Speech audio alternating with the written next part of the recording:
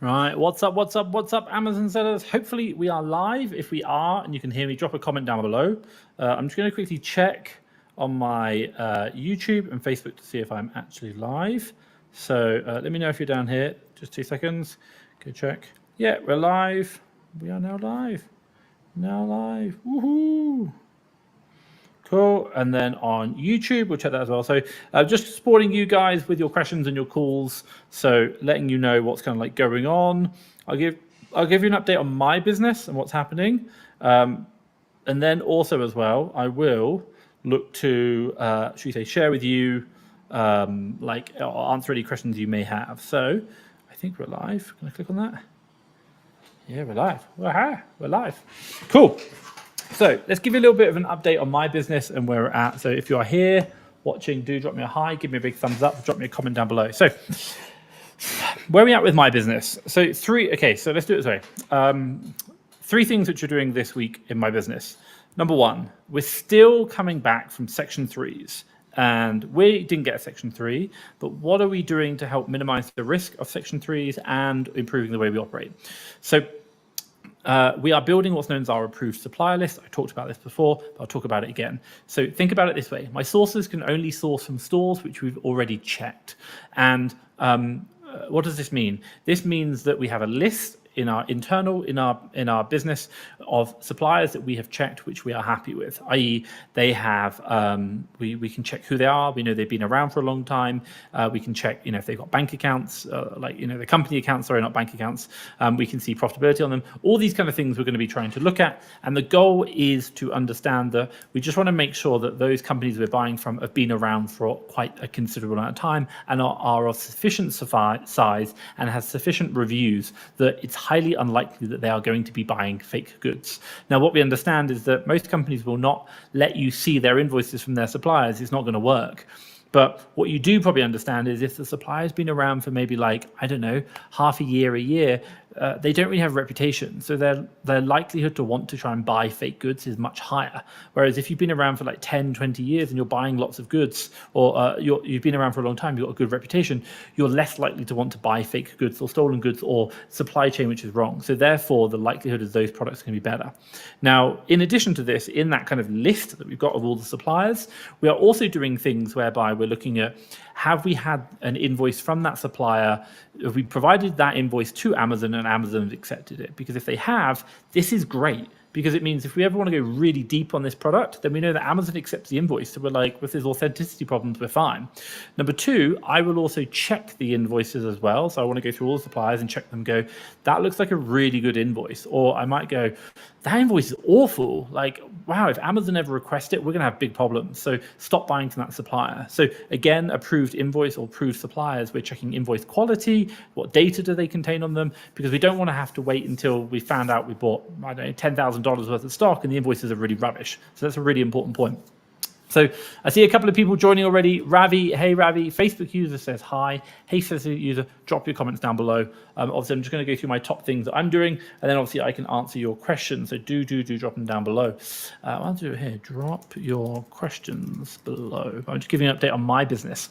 So that's the first thing. Now, number 2. I recently interviewed 8-figure OA Amazon seller who I know called Saros. Absolutely amazing guy, really, really good. And the one thing I really took away from him, and I will release that interview probably in a couple of weeks' time, but the one thing I really took away from him was the fact that that he was doing with his team, and I absolutely loved it. He is getting his sources to review all their products every single day, and they have to write mini reports. So what I took away from that was get your sources to write to choose one good product and to choose one bad product every single day and write about it. And in particular, we're not looking at it was a bad product because we're like, what supplier did it come from? How did we source it? What happened? What was the market conditions at the time?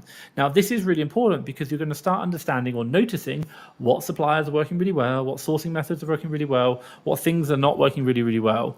And But also as well, you're going to start noticing what is working well, i.e. like this supplier or these suppliers are working for me, this sourcing method's working for me, etc. Or I'm noticing that when we find these types of products, they actually work really, really well.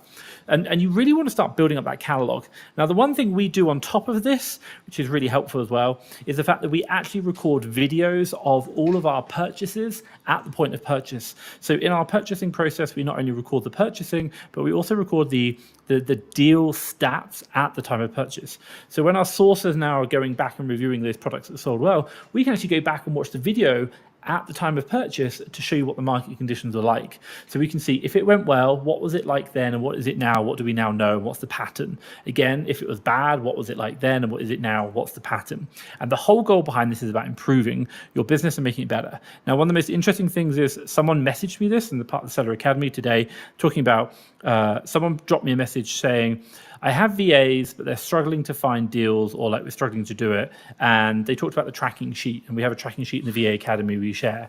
And I say the tracking sheet is very good, but your problem comes is that just tracking is not useful. And even like the planning, the daily planning sheet they're looking at is not useful on its own. It's all part of a bigger project, which is about learning what is working and what is not. And so the most important part, and whether you've got VAs or whether you're sourcing on your own, is not just finding profitable products, but it's finding the profitable products and watching them sell and then figuring out what is actually working in what is selling and what is not. And if I give you a really good example, one of my purchasing managers made a purchase, and I said, I don't like the deal. Not for the fact that it's a bad deal. I just don't like the supplier. I don't like the deal. I don't think it's a good deal. And I said, let me explain why. And the reason is I went straight to Amazon. I literally right mouse clicked the title and I right mouse clicked Google search, and it was number like 4 on the list. So I said, if you're going to buy this product right now, you might make profit, fantastic. But you're not going to keep buying it, because if we make profit today, someone else is going to find it because they'll storefront stalk us, but everyone else can find this product. It's really, really simple. So I don't like the deal in the fact that it's not going to last very long. And so you're always going to feel like you're on the hamster wheel of deal finding.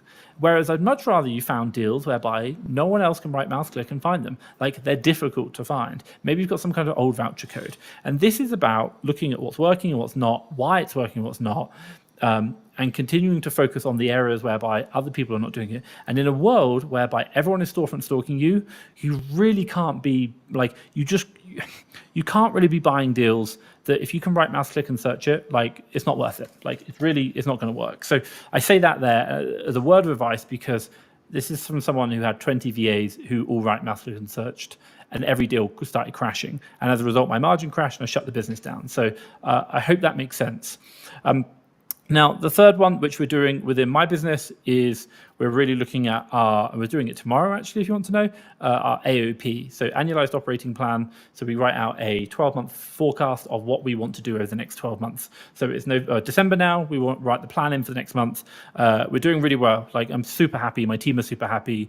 Sales are really up. We've got some really good profit days. Like, you're hitting like decent 4-figure profit days, which I'm like, yeah. And so we're like, where are we going to be in a year's time? And the learnings that we've done from this year, how can we continue to compound them? So I'm absolutely loving that. So again, planning, forecasting what we want next year to look like. And again, you can't score if you don't have a goal. So make yourself a goal and write it down. So there are 3 things that we're doing in my business: approved supplier list. Number 2 is learning, reflection on what is working and what is not. And then finally, number 3 is AOP, annualized operating plan, writing the financial forecast for next year, because that is going to show me what I should be budgeting and how I want my business to move forward. And every single month, every single quarter, and every single week, what do I need to be achieving? Spend, revenue, profits. How does it all look? And then I can figure out how to find and solve the problems. Hope that makes sense. Let's jump on to some questions. JGL02 jumped in. Absolutely love it. Drop your questions down below. Honestly, I'm here to support you, JGL02. Ravi, hey, I guess there is a big issue with counterfeit beauty products. Glad they kept away from this category. Yeah, I think, by the way, like, if you've got legit invoices, you're fine. Like, I don't think you have a problem, but there are so many fake goods right now out there. Like, or not so much so many. Okay.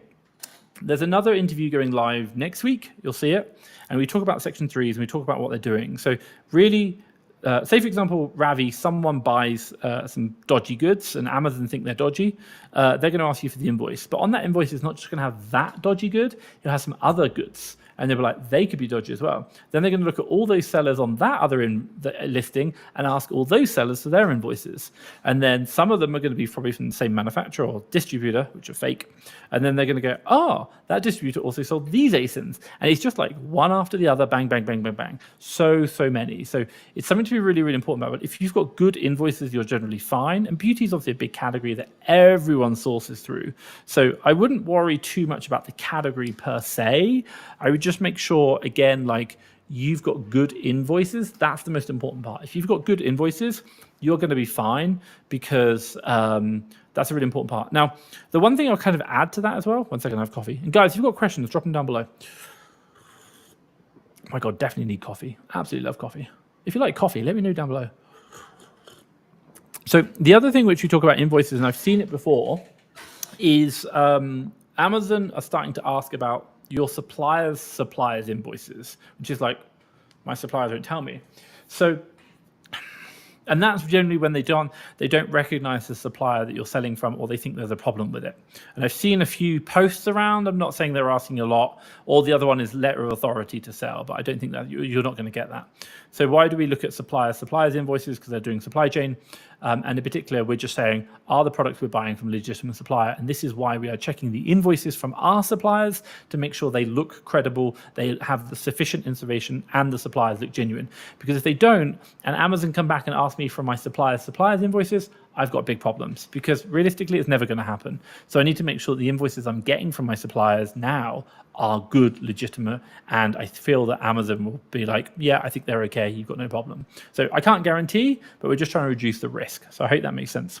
JTL2, I had to let my VA go last week after consistently poor results despite increased support with their sourcing. How much should we expect them to improve, learn on their own? So 1 second. If you ask me, it's a really, really good thing. JGL2, did you buy them from me? Did you get them from Fast Track FBA? And also, like, how long have you had your VA? What's the situation? Did you speak to my team? If you did get it from us, like, how long have you had them? Where did you source them from? What's the situation? And by the way, like, I'll give you my feedback now anyway, regardless. But I think, like, if you're still under the 12-week warranty, like, you can just get the replacement. Sometimes, and by the way, it's like human beings. VAs sometimes will learn on their own and they'll do a really good job. We're really good at finding them, but it doesn't mean sometimes we do get the odd VA who doesn't. Like, and that does happen. You know, I think it's the thing. Like, we're not all all perfect. So specifically around VAs in regards to results, if I talk about specific numbers, measurables, what we're looking at. Spend is a really good metric. Spend month one is going to be on average or per week during month one should be about $500, £500, about 30% ROI. You can kind of, that's how much we're going to spend. It might be a little bit more if the ROI is lower. It might be a bit less if the ROI is higher. But talk about that. So about $500 first month, every week for the first month. Second month is going to be another $500 extra on top. So now it's $1,000 and $1,000 per week in spend. And then month three is going to be $1,500 per week. So that's how much we're looking to spend during month three. JGL2, where did you hire your VA from? Is it from us? If it's from Fast Track FBA, please let me know and I'll get my team to chase. But also as well, please reply to an email of my team. I'll let them know as well. I appreciate sometimes it does happen, but I want to know because I can give you some advice depending on where you got it from. And also as well, like if you've done what we've recommended. So targets for VAs during the first 3 months are month one, $500 spend per week for month one. Month two should be $1,000 spend per week for month two on average, and month three should be $1,500 spend per week on month three. Now, this can continue. I think it should always continue up to about $2,000, $2,500 per week per VA on average. But if you are good and you know what you're doing, you should be able to get better. For example, in our business, we get about $5,000 per VA per week, but on top of that, we've even had 15,000 weeks, which is incredible. But like, you got to know what you're doing and how to do that. Now, when you specifically talk about how to improve a VA and how much should they learn on their own, there's two kind of guidances. One, I would come back to what I just said in the 3 things we're doing this week. Number 2 was the fact that we're getting our VAs to write reports, learnings about what deals went well and what deals did not. Why? Because this is how they're going to learn. If you do not encourage your VAs to reflect upon what went well and what didn't, they will learn nothing. And I think this is a really important consideration. 1 second. Yeah, there we go. Just turn my little fan on. So you've got to have that learning, and you've got to encourage it and make sure it happens. That's a really important point. Now, in addition to that, the thing which I would say is whenever we talk about hiring a VA, you should ideally know what you're doing first. Why? Because when you hire people, there are two types of hires you make. One is we hire someone with the answers and we pay them good money to come in and give us solutions. Or we hire someone who doesn't know the answers and we train them up to what we need to know. Now, when we talk about, which is the majority of the time we talk about hiring VAs, they don't know what they're doing. We're going to train them up to find the products. So therefore, we need to know how to find the products first, and we tell them to do what we're doing, and they just keep doing it. And we know the measurable results, which is number of deals per day, spend per day, for example, and we hold them accountable to the same results of us. And if they can spend like, $200 per day and you can spend $500 per day on your deals, then it's just gap analysis. And you're going to be watching them, giving them feedback to get them to where they need to be. That's it. But I think that's the most important point. Now, the third and final one is their intuition, their ability to learn, improve on their own. And again, this is the ability to take direction. So the question is what have they learned? Again, come back to my three things I was talking about. What has your VA learned and what are they doing differently today? And when you're watching their actions, their plans, are they making the same mistakes? And if you see the same mistakes, you just need to ask them, like, why are you doing this? Because you've seen it, you've done it already, it hasn't worked, why are you doing it again? But if you see that mistake and you don't talk about it, then they will continue to make the same mistakes forever. And again, this is, as leaders, we need to point out the mistakes that they're doing, because ultimately they want you to be happy. That's an important point, but they're not always like doing it per se. That's a really important thing. So our job as leaders is to help train and educate our VAs and to import them. So you said you've heard from others who've hired from the VA Academy, they developed the skills on their own and were consistently finding deals and improving, whereas mine, so yeah, like I would probably say the majority, like don't get me wrong, we will get the odd VA from the VA Academy who does struggle, but that's why we have the 12-week replacement. But the majority of the VAs that we find, hire and train within the VA, Fast Track FBA VA Academy will be they use their initiative, they can take direction really well, and also as well they get support from our team, so they should be good. So this is why I asked the question, where did you hire from? Because if you hired from us, and it is this, it might be the case that we can give you some support in leadership, or number two, with the fact that we can support your VA, or number three, if it's not working, we'll replace the VA if they're still within the 12 weeks.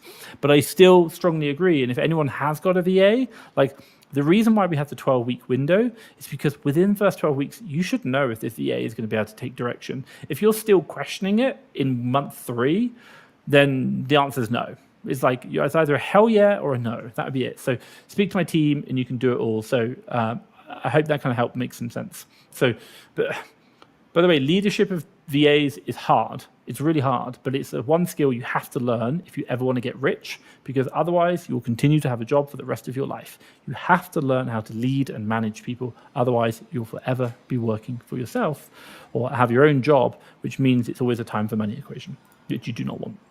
They are struggling to find deals on their own and relied on media points, certain sites and methods. Yeah, and again, this comes down to leadership, like asking them good questions. How do we do it all? Like feeding them forward. So JGL2, I hope that makes sense. But you haven't, I appreciate you run off, so you kind of drop them in and go from there. Ravi, just got dropped by compliance requirements for vitamins on Amazon. Crazy requirements, Amazon on the testing certificates. I'm just a reseller, not the vendor. I'm in talks with my wholesaler. Wow. This is one of the problems about things that you digest, like food items. They are really strict on them. So it does happen, unfortunately. And by the way, whether you're just a reseller or even the manufacturer, it doesn't matter. Amazon needs those documents because otherwise if they don't ask for them and you don't provide them, then you've got massive problems. So you've got to provide them. That's the really important part. And Amazon doesn't care. It's like if you can't provide them, then tough. They're not going to let you continue selling if you can't provide the documents which legally they need to be able to see the products are right. Otherwise, they are then liable if you're selling fake goods or problematic goods or goods where they have products and they shouldn't have. I think I've heard it before. Amazon doesn't care about you. It's not like it doesn't care about you in a bad way. It just doesn't care. It's like we just need to fill out these forms. We need to know these testing certificates. We need to know what's in these products. And if you can provide them, you can carry on. If you can't, then tough. They don't really care, and it's horrible. But I understand why. There was millions of sellers, and yeah. So, but for you bought them with wholesale, which is great. So you can probably talk to them and get the information you need, which I think is going to be really, really helpful.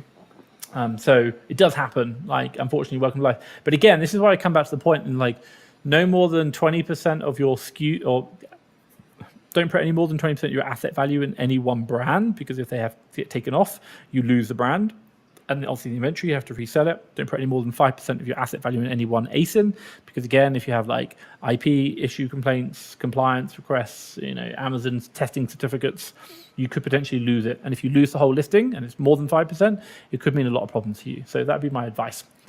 Tyson, I would like to hire some VAs, but I still have a lot to learn myself. I will say this now, Tyson.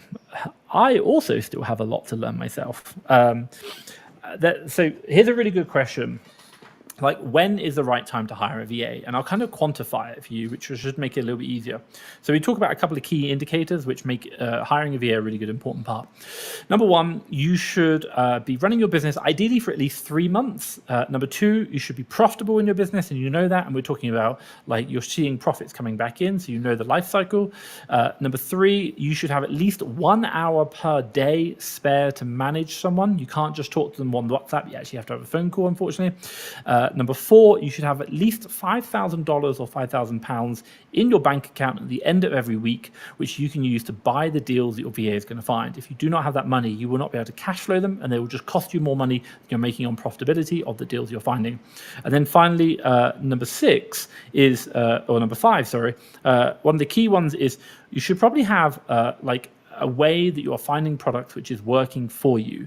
I.e., I use these 3 coupon codes that no one knows about, and they work really well. Why? Because if you are just telling them to go find deals and you can't even find deals yourself, like that's like the blind leading the blind. You do not want to hire a VA if you do not know what you're doing, because the VA, while they are trained, they still need to deploy that training in a certain area, which is where you know. So really the VA is just going to do what you're doing, but more of it. And therefore they'll continue allowing you to, or business to grow, not like 2 hours per day that you have free sourcing. They'll do 8 hours per day sourcing for that time. Really, really important. But that's the key indicators that I'd be looking at. And again, like you're always going to be learning. Welcome to life. You'll never stop learning. But the idea is the fact that if you meet those 5 kind of key assessments, then I think you'd say, book a call with us, fasttrackfba.com/VA. And we can obviously advise you what the package is. And we do have a lot more support. If you're worried about like how to manage a VA, don't worry about that. We'll do all that. But the real key indicator is, do I have something which is working for me? And do I feel I can share that knowledge to someone else, and therefore they can do more of it? And if they can do that, you're going to be winner, winner, chicken dinner. And then hiring a VA is going to be a great thing. So hope that helps out. Ravi, just let me know down below, Tyson, if that answers the question. Ravi, do Argos have purchasing limits? Some stores are queue on 10 item purchases. Yeah, so I know if you go in store, yes. If you do it online, they do have limitations, but I've never, like, you can put through multiple orders. I've never really seen problems with that, but I think that kind of like helps out. So they do have limits per se, but I think for you it's just kind of understanding what's working. And again, like if you need to be buying more than 10 units, like the way I'd look at the whole equation is like, if Argos are only allowing me to buy 10 units, then I probably won't be looking at any units which cost below $50 to buy, or £50. Why? Because if I'm buying 10 units of something which costs £3, I'm wasting my life. So when I just do my sourcing, I can just go set price, min buy price, £50, cool. So that way, if I buy the 10 units, I'm now spending 500, which is a lot better, because if you are buying £3 items and you buy 10 of them, that's £30. And if you're doing let's call it a 30% ROI, you're making £9 profit, top of my head. Which is like rubbish. But if you're buying 10 items which are worth £50, now that's £500 in spend at 30% ROI.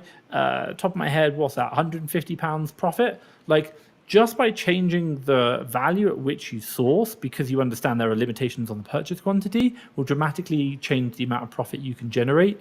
And that's a really important consideration. So again, when we come back to like what's working, what's not, you know that just by setting a minimum buy price on your purchases, on your sourcing, you trim out like 90% of Argos, and you can scan the store a lot quicker, because if you did find the lower ones, you're wasting your life. Hope that makes sense. Let's go through the Ravi. Every person is a good VA candidate as long as they have the drive and wants to learn. I wouldn't agree with that. FDF, give me, I know, you're like, okay, I get your point. Like, every person is a good VA candidate. Like, yes, I think we should give everyone a good opportunity, but I'll come back. Let me continue reading the question. FTF gave me a VA that previous client let go, and now the proper guidance is one of my top VAs. Yeah, absolutely love it. So the reason why I would say I disagree with the comment is the fact that if you got Albert Einstein and asked him to be a VA for you, sourcing, I think it'd be probably pretty rubbish. Why? Because he's just not interested. And so what you understand is that it takes a certain type of person to want to be able to do this and to continue wanting to do the action, which will therefore allow them to learn.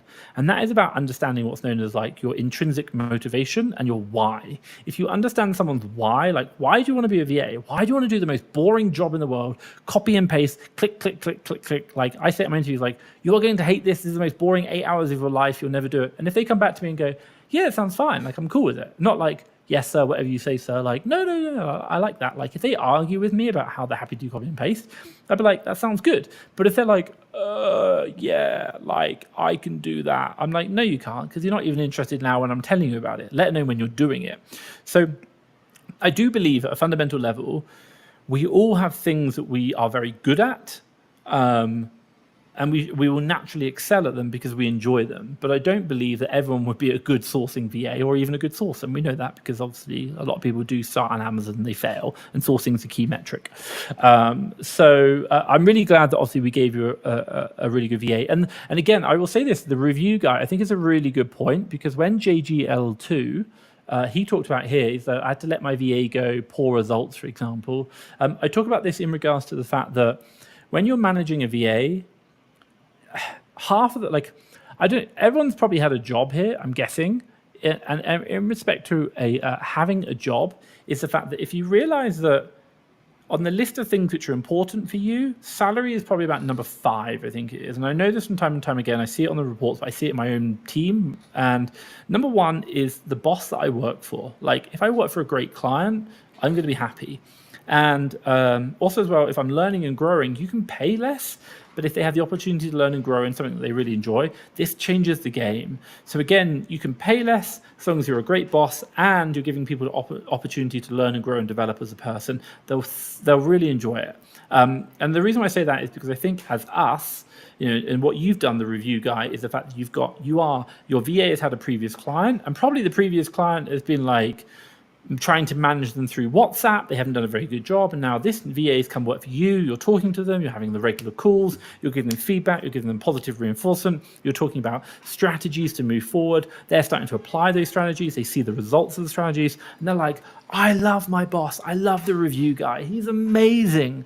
And because of that, and because of your leadership ability, your person now who was probably a 7 or an 8 out of 10 now becomes a 9 or a 10 out of 10, who is learning on himself, who is applying the learnings and getting great results. And so therefore they win, you win, and the business wins, and it is win-win. So I absolutely love that. And you're saying here, like, he was willing to stay up late at night, 12 p.m. PHP, just to get my review and feedback, and I knew he would turn out great. Yeah, agreed. And I'd probably say it's because, by the way, you're giving him feedback. You're allowing him to learn and develop on a personal level. And in the Philippines, one of the key metrics to managing a VA is this one sentence: does my boss care about me? And if your VA knows that you care about them, and that is the calls, the conversations, everything you do on a one-to-one, on a personal level, like, hey, how are you? How's your weekend? How's your family? If you care about your staff, they will generally work super hard for you. If you just try and WhatsApp them, it won't work. So, but it sounds like you're doing it, review guy. Absolutely love it. So really, really good. Ravi said, hi, Tom. 1 second. Tom needs more coffee. Guys, drop your questions down below. I'm going to answer them. We've got about another 15 minutes left on the live. I'm here to help you out. Let me kind of jump through. So, Tom, can you provide a fully trained VA at a premium for the UK market? Sorry, but I don't feel I would have the ability to train someone on a weekly basis. So I want to be crystal clear. Every VA we provide to our clients is trained. They are trained on either the UK or the USA marketplace. They have practiced, they have demonstrated that skill set, and they have delivered a result which we are happy with and we assess by. And therefore, when they achieve that result, they have passed our assessment at the very final qualification of the VA Academy, and they're ready to hand off to our clients. If they do not meet that, we do not pass them off. By the way, 50% of VAs in training will fail the assessment. It's pretty high. And this is, I think we get less than 1% of those applying actually get the job. And they go through a massive assessment and training program. or get placed with our clients. And then not only that, your VAs are supported for the 12 weeks afterwards, and if you've got any problems there. Now, Ravi, you talked about it. I would not have the ability to train someone on a weekly basis. I really agree. And this is where the Fast Track FBA VA Academy comes in perfectly. We do all the training for you. And if you have any worries or any concerns about your VA, maybe they need some more training on Keeper, you can literally drop my team a message and they will do the retraining for you. And if you can give a specific example, like here's a Keeper training, or here's an example of a deal, they did this wrong, can you retrain them on it? Fantastic. We'll jump in. My team will do that at any point over the first 12 weeks with your VA. We will do that. We also do additional training on top, so we're going to really support you.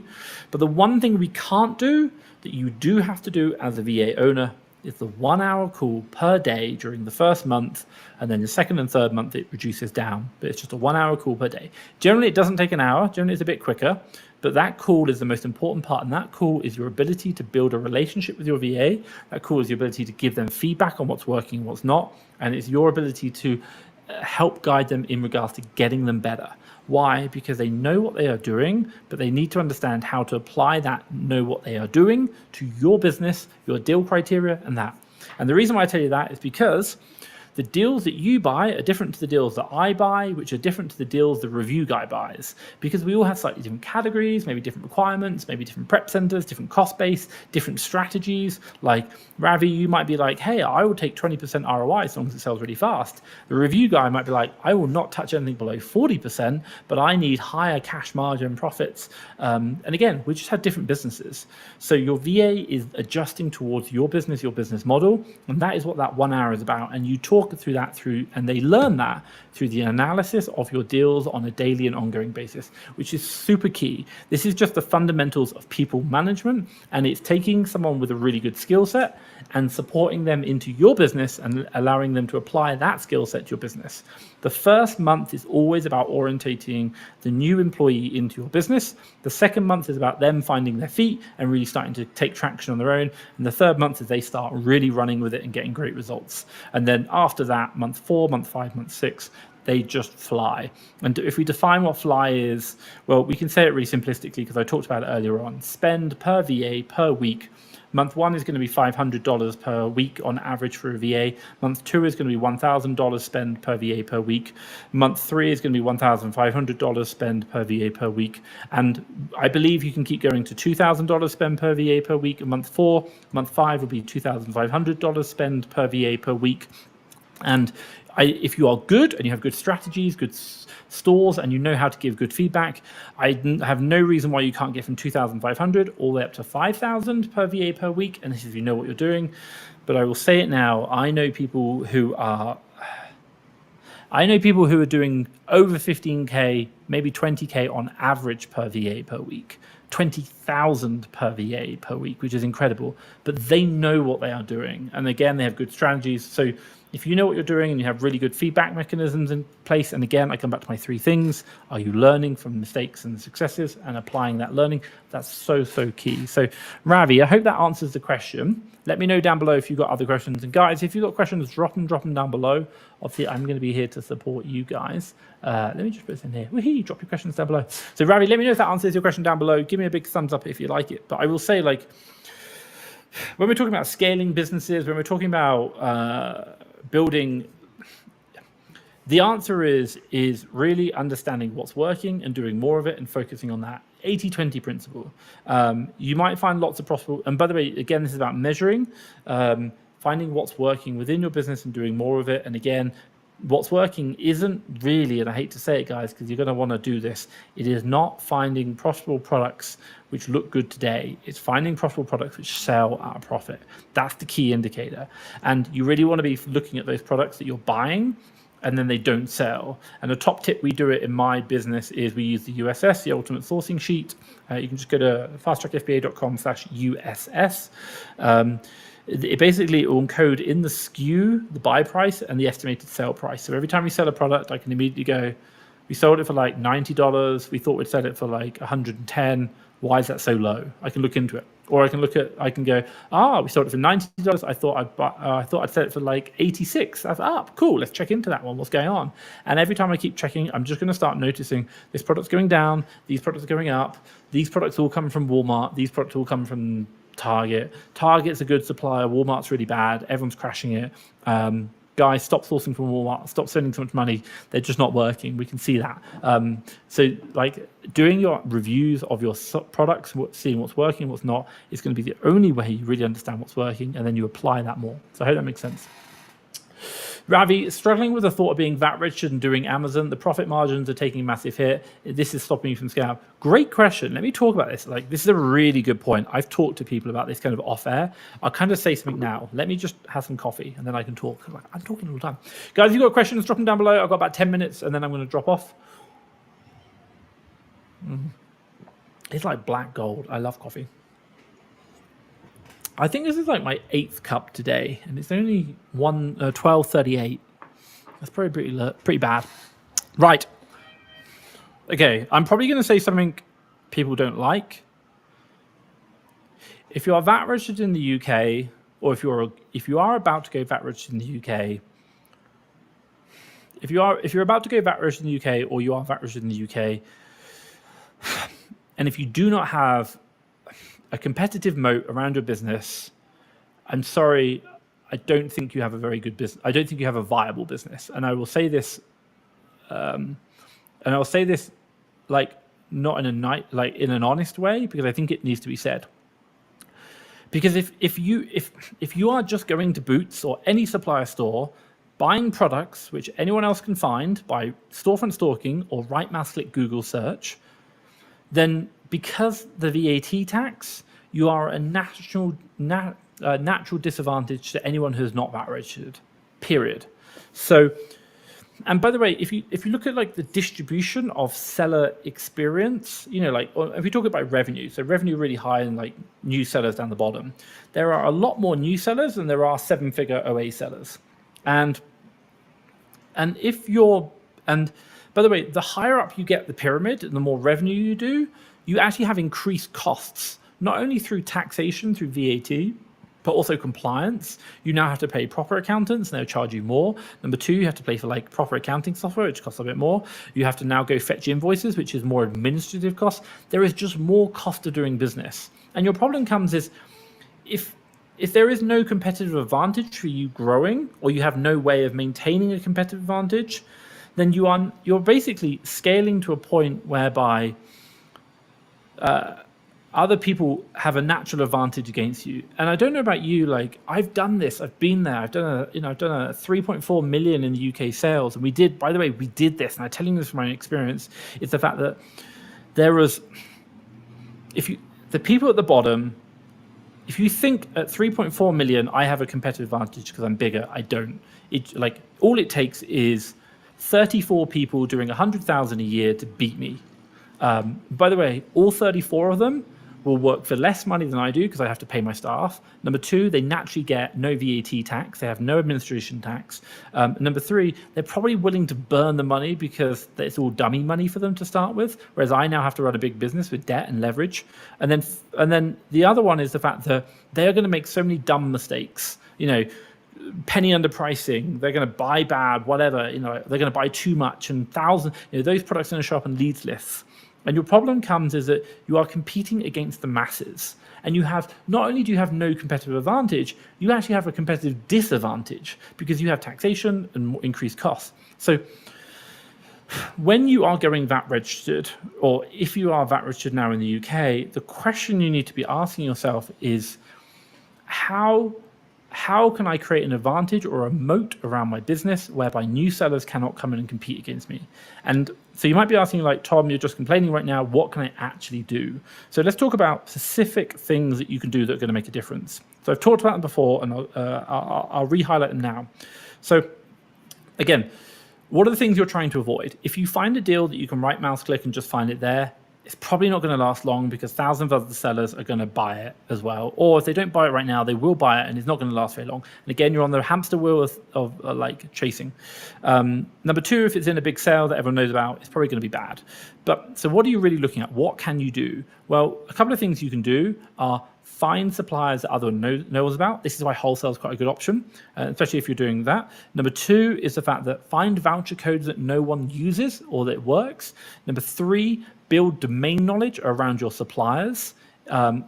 specifically around how do I get orders through that no one else knows about, and then tell no one.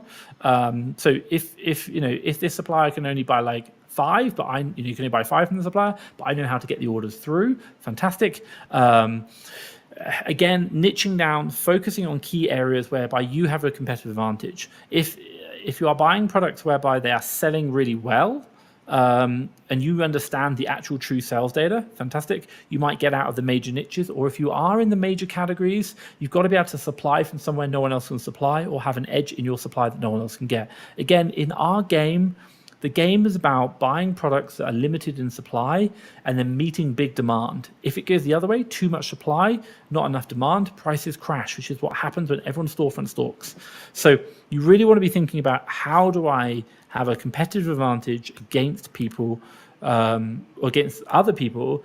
And if there is no competitive advantage, you're going to stay on the hamster wheel, and you're going to struggle to scale. I promise you that. It's horrible. I know you hate me right now, but I'm just telling you the truth. I'm telling you the honest reflection of what I've seen in my own business. I still think the UK is a great marketplace, especially if you're getting started. You have a competitive advantage against all the bigger ones. But if you are going against VAT registered, you need to think about, how can I have an advantage against new sellers? Because they are the people who's going to ruin your business, because they'll just penny underprice and crash you. Right mouse click, storefront stalk your store. I know, I was probably the most storefront stalked in the entire OA game in the UK, and everyone storefront stalked me. And guess what happened to all my prices? They went down. So you need to build a competitive moat within your business. Hope that makes sense. Ravi said, thanks, Tom. Ravi, I hope you like that as a bit of a rant. I don't say rant. I hope it's kind of like a reflection upon my own journey, and like what I learned and what I share to other people. And hopefully you understand that I'm sharing these are really important. Why is everyone looking at ROI? I look at the final price and the profit I'm aiming for. Absolutely fine. Like if you look at it in my business, we generally aim for about 30% ROI, or 25 minimum. We do reorders at 30% we're happy with. We go to 40, we're really happy. If you talk about margin wise, we generally do about 15% margin. Why? Because we're looking at gross profits in the business. We want to be at a 15% gross margin, and then that's after prep fees, Amazon fees, for example, and then we have labor. Then after gross margin, we have labor costs and administrative costs, and we'll probably lose about 5%. So then we'll get about a 10% net margin. So for that, I'm pretty happy. And again, when you're doing your pricing analysis, you can look at 15% gross profit, for example. And I think for you talked here, you said 15 to 25. Well, obviously, like if you're looking at anything, you can go up. Really, they're just numbers. It's absolutely fine. And again, I use ROI in my calculations because ROI is really easy to understand. Like if I'm investing this much, then I can. This is how much I'm getting back. And particularly when we're talking about investing, and I used ROI earlier because we're talking about suppliers and buying. We're not talking about Amazon and sale price. So because we don't know the sale price to calculate the net profit margin or the gross margin, we then have to go to Amazon fund it. But if I know that if we look at the ROI figure, say 30%, which would roughly equate to 15% ROI profit margin, we can say, well, if we're going for 30%, if I just buy bigger, I can then trim out. And if I'm looking at, and one of the key metrics we look at in our business as Gail when we're doing analysis, and again, I come back to this, like, what's your competitive advantage? I just tell my team, like, if we're not making $100 per ASIN, I'm just really not interested. So you can kind of do the math. You're like, well, if the buy price is $3, and I'm making like 10, let's call it, 20% net margin, or that 60 cents. I need to be selling like 100 units. That's a really bad math. Don't quote me on that one. Like 200 units, for example. So I immediately know if the listing isn't selling 200 units, I'm just not even, don't even bother putting the information in the calculator. Like you're wasting your life. So, but if you're struggling to find profitable deals that meet it, increase your baseline cost price, and then therefore you can decrease the sales per month, which will then net the profit per ASIN. So that will really help you out. Guys, any final questions, drop them down below. I will run off in about 30 seconds unless you fire off some quick questions. But I do just want to say thank you so much for joining me. Like, I do these every single week. I'm here to support you. Definitely not the police outside. Take me away. I do them to support you. Bring your questions. I'm here to help. And I think the answer is that, like, by the way, I'm just going to say this right now. The Amazon game is changing, and it will always be changing. It will be getting more and more competitive. There are more and more people out there selling the dream, selling like leads lists who are just going to crash, Discord groups that are crashing. And your answer's got to be that if you do not have something which the majority of easy sellers, and by the way, what do we mean by easy sellers? Like Tom can hire a VA and just find the deal tomorrow. Like it takes 10 seconds. Like if you do not have a competitive advantage, it's not going to work. Now this might be that the supplier is running out of stock quite a lot. Fantastic, cool. That's your competitive advantage. You just know when to, you're stock monitoring everything. But if it's like easy to find deals, anyone can find them, like your margins are going to drop, and I promise you that it's not a nice place to be, and you're always going to be on the hamster wheel. So the question you got to ask is, how do I get off the hamster wheel? Wholesale is one way, coupon codes in OA is another way.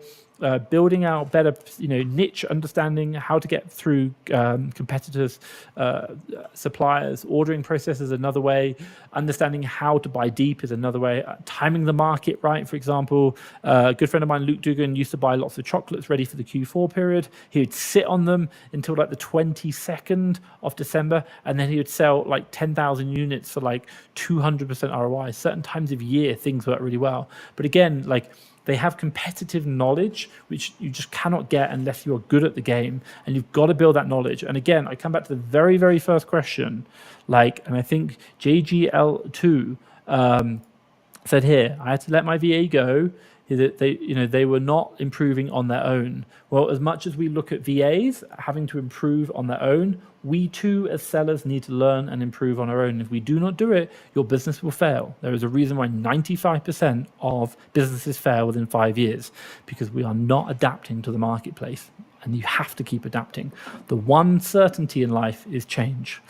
And on that note, I will leave you to it. Stay safe, people. Bye-bye.